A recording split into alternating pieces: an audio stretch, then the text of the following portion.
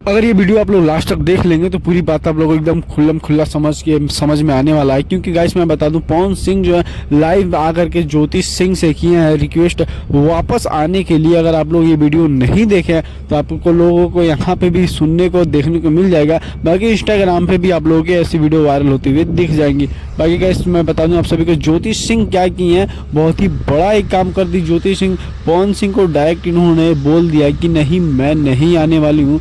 तो पवन सिंह को ये बात जो है मालूम चला तो पवन सिंह को बहुत ही ज़्यादा तकलीफ हुआ। क्योंकि पवन सिंह ज्योति सिंह के आगे झुककर और उनको जो है बुलाने की, रिटर्न घर बुलाने की कोशिश की है। बट ज्योति सिंह क्या की है कि ज्योति सिंह डायरेक्ट बोल दी पवन सिंह से कि मैं नहीं आने वाली हूँ, जिसमें कि पवन सिंह का बहुत ही बड़ा बेइज्जती नज़र दिखाई दे रहा है आते हुए। बाकी गाइस मैं बता दूं, ऐसी जो वीडियो है ये है सोशल मीडिया पे बहुत ही ज़्यादा वायरल होते हुए दिखाई दे रही है। अगर आप लोगों को नहीं मालूम है तो इंस्टाग्राम पे आप जाकर देख सकते हैं। बाकी वीडियो कैसे लगी कमेंट करके जरूर बताइएगा। थैंक